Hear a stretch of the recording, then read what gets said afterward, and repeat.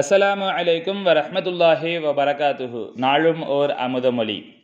முதலில் அரபு சொற்கள் எவ்வாறு ஆராயப்படுகின்றன என்பதை பார்ப்போம். அல்ஹம்து. அல்ஹம்து என்பது புகழ் எனும் கருத்துடையது. மேலும் பெருமையாய் பேசுதல், பாராட்டுதல், அதிகமாய் புகழ்தல் எனும் கருத்துகளும் கொண்டது. எதற்காக புகழ வேண்டும், எதற்காக பாராட்ட வேண்டும், எதற்காக பெருமையாய் பேச வேண்டும் எனவெல்லாம் சிந்திக்கும் போது அல்லாஹ் என்பதனால்தான் பாராட்ட வேண்டும். எம்மையும் சராசரங்களையும் படைத்ததனால்தான் பாராட்ட வேண்டும் என்பது காரண காரியமின்றி புகழப்படுவதாகும். இதனை புகழ்ச்சி என கூற முடியாது. ஒருவேளை எவரும் சும்மா புகழ மாட்டார்கள், அவனின் செயற்றிறனுக்காகவே புகழ்வார்கள். எனவே ஹக்கு சுப்ஹானஹு வ தஆலா தன்னிற்றானாய் நின்று தனி முழு பிரபஞ்சமாய் தோற்றி முழு முதலாய் பூரணமாய் தானாகவே இயங்கி அனைத்தும் இயங்கும் தாளநிலை தவறாது இரட்சித்து காத்து பயனளித்து பரிபக்குவமாய் பரிபாலித்து வரும் செயற்றிறனுக்காகவே நாம் அவனை புகழ்கிறோம், வணங்குகிறோம்.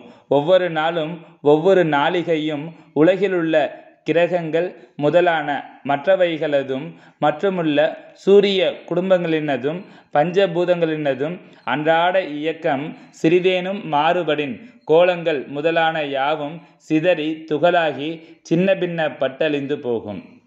எனவே ஹக்கு சுப்ஹானஹு வ தஆலாவின் செயற்றிறனை எத்துணை மெச்சினும் ஈரிலதாகும். ஒப்புரவற்ற செயற்றிறனில் மிக்க வல்லோனான அவனை புகழ்வதற்கோ ரெல்லையுண்டோ? முடிவற்ற புகழுக்கோ ருரித்தினன் அவனன்றோ? இறைவனை புகழ்வதற்கொரு வரம்பின்று. நபிகள் நாயகம் ஸல்லல்லாஹு அலைஹி வஸல்லம் அவர்களை புகழ்வதற்கோ எல்லையுண்டு. மனிதனை எவனும் இறைவனென புகழ்வதில்லை. அவ்வாறாயின் அவன் இஸ்லாத்தின் அடிப்படையிலிருந்து நீக்கப்பட்டவன் என்பதே கருத்து. இறைவனை மனிதனெனவும் மனிதனை இறைவனெனவும் புகழ்வதில்லை. ஆயினும் எம்பெருமானாரை அல்லாஹ்வே புகழ்ந்துள்ளான். சனிமிகு ஷேக் நாயகம் குதுபு ஜமான் ஷம்சுல் உஜூத் ஜமாலியா அசையீத் ஹலீல் அவுன் மௌலானா அல் ஹசனியுல் ஹுசைனியுல் ஹாஷிமி கத்தஸல்லாஹு சிர்ரஹுல் அலீம் அவர்கள் எழுதிய தர்ஜுமத்துல் குர்ஆன் மஅத் தஃப்சீரி வ தப்சீர் எனும் நூலிலிருந்து.